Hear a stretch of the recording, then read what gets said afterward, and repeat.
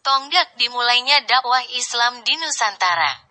Kehadiran Raden Rahmat, Sunan Ampel, dan kakaknya Raden Ali Murtado, Sunan Gresik, putra Syekh Ibrahim Asmarakandi, yang berasal dari negeri Campa ke Jawa sekitar tahun 1440 sebagai tonggak dimulainya proses dakwah Islam secara masif, dan dilakukan secara reorganisasi dan sistematis.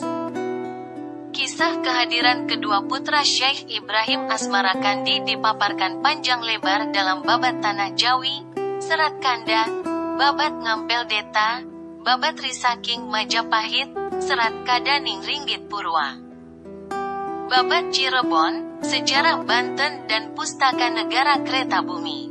Kelanjutan cerita-cerita yang lebih rinci memaparkan kisah para putra, menantu, kemenakan, kerabat, serta murid-murid kedua bersaudara asal negeri Campa itu sebagai wali-wali penyebar dakwah Islam yang kisah-kisahnya diliputi peristiwa magis dan mistis, yang menjadi pusat-pusat dari usaha Islamisasi di Jawa dan berbagai tempat di Nusantara.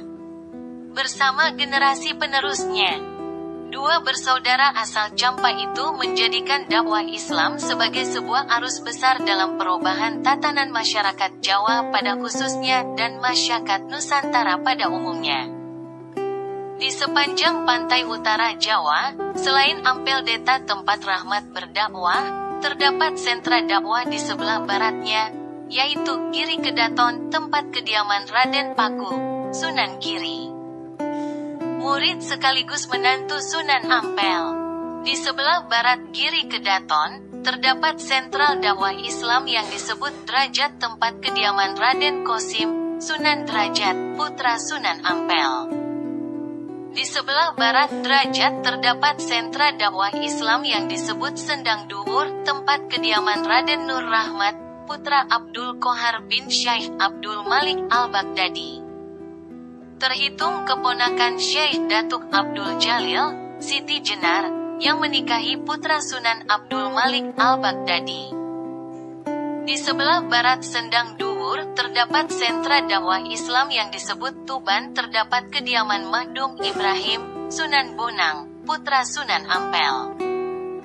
Di sebelah barat Tuban terdapat sentra dakwah Islam di Lasem, tempat kediaman Nyi Ageng Maloka, putri Sunan Ampel yang dinikahkan dengan Pangeran Wiranagara, Adipati Lasem, murid Sunan Ampel. Di sebelah barat Lasem terdapat sentra dakwah Islam yang disebut Demak Bintara, tempat kediaman Raden Patah, murid sekaligus menantu Sunan Ampel. Di sebelah barat Demak Bintara terdapat sentra dakwah Islam yang disebut Kalijaga, tempat kediaman Raden Said, Sunan Kalijaga. Dan di sebelah barat Kalijaga terdapat tempat sentra dakwah yaitu Cirebon, tempat kediaman Sayarif Hidayat, Sunan Gunung Jati. Raden Sahid murid Sunan Bonang, putra Sunan Ampel, dan Syarif Hidayat murid Sunan Ampel. Bahkan belakangan, dari sentra-sentra yang berpusat di Ampedenta ini kemudian tumbuh sentra-sentra dakwah lain ke wilayah kedalaman Jawa dan luar Jawa hingga Hitu Maluku. Rentang sejak runtuhnya Majapahit tahun 1400 Saka atau 1478 M, telah memberikan peluang bagi perkembangan dakwah Islam lewat sentra-sentra dakwah sepanjang pantai utara Jawa. Pada rentang waktu itulah yang tercatat dalam berbagai historiografi lokal sebagai dirintisnya dakwah Islam secara sistematis, yang dilakukan melalui jalan pengembangan asimilatif nilai-nilai tradisi, sinkretisasi tradisi keagamaan, pelestarian dan pengembangan seni budaya lokal, pengembangan sistem hukum lokal yang disesuaikan dengan hukum Islam, alih teknologi tepat guna, pembentukan sistem sosial masyarakat baru yang berdasar pola-pola dan struktur masyarakat lama, mengalihhambilan sistem pendidikan formal Hindi-Buddhis yang disebut dukuh asrama menjadi pesantren, Semua itu terbukti menjadi arus kuat sebuah proses perubahan sosial masyarakat Majapahit yang Hindu-Buddhis menjadi masyarakat Muslim sinkretik. Yang menurut James Pocock, adalah masyarakat Muslim yang terbentuk dari proses asimilatif antara Sufisme Islam dengan sinkretisme Jawa. Dinukil dari buku Atlas Wali Songo.